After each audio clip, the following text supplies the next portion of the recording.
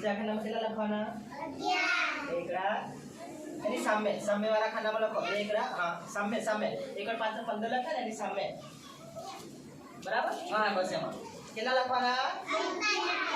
11.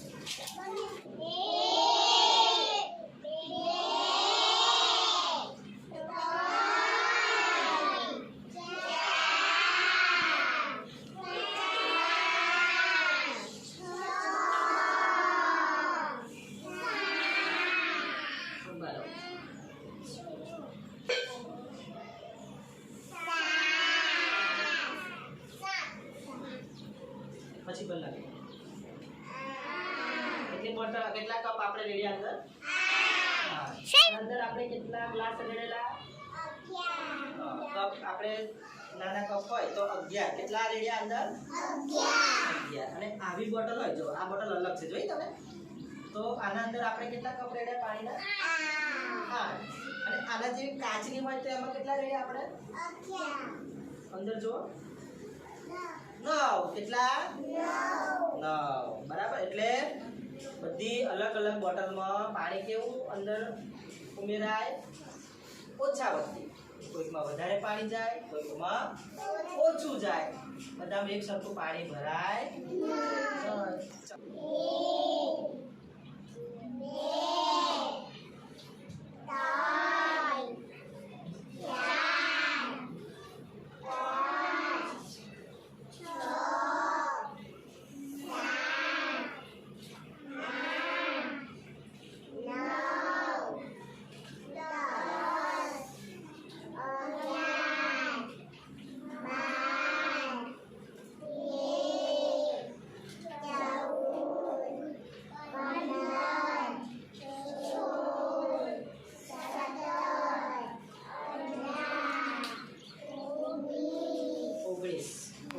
આખો જગ ભરાઈ ગયો. હવે બંધ કરો.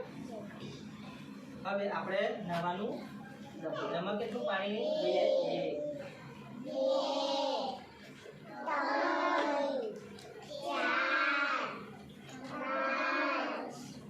6 7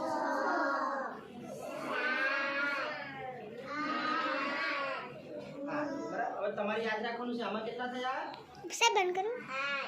આમાં જગમાં 19 યાદ રાખવાનું બધા. અને આના અંદર કેટલા થયા? 8. હવે ગ્લાસમાં બરાબર બધા યાદ રાખવાનું. બંધ કરું. નહીં ચાલો. પછી બહુ મોટો વિડિયો બનાવે બંધ નહીં કરલું. 2 અને 1 બરાબર. હવે આવ્યું આપણે તપેલી. 1 2 3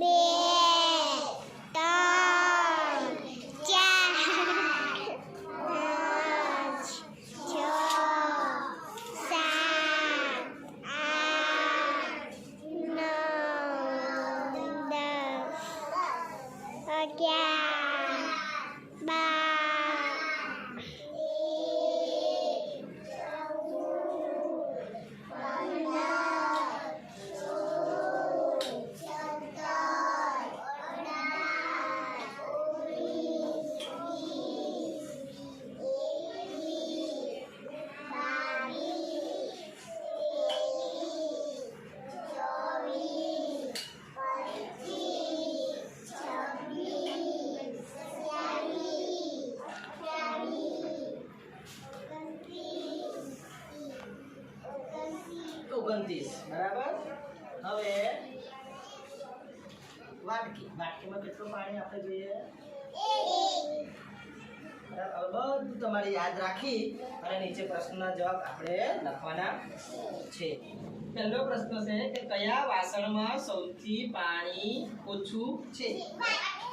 તો અહીંયા જવાબ શું આવશે? આમાંથી આ જે છે ને જગ, ટપ, પ્યાલો, વાટકો, તપેલી, આ પાત્રોમાંથી સૌથી ઓછું પાણી વાટકીમાં. બરાબર. તો એ તમારે પહેલા પ્રશ્નોમાં લખવાનું છે.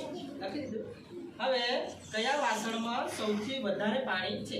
આમાંથી સૌથી વધારે આપણે જે પાણી ભર્યું એના અંદર શેમાં આવ્યું? તપેલીમાં કેટલા હતા કપ? 29. તો લખી દો 29. મગર નવા 29. આવી ગયો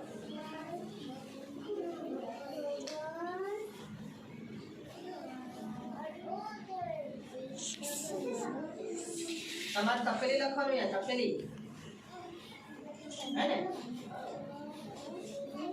હા અહીંયા શું લખવાનું કયું વાસણ હતું તો તપેલી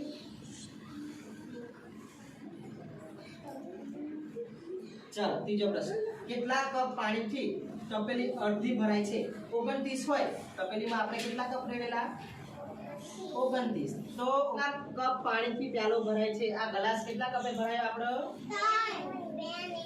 2 ને અડધો તો લખો 2 બગડે 2 પાડો બગડે 2 અને પછી યાર ટપકું કરીને પાછળે 5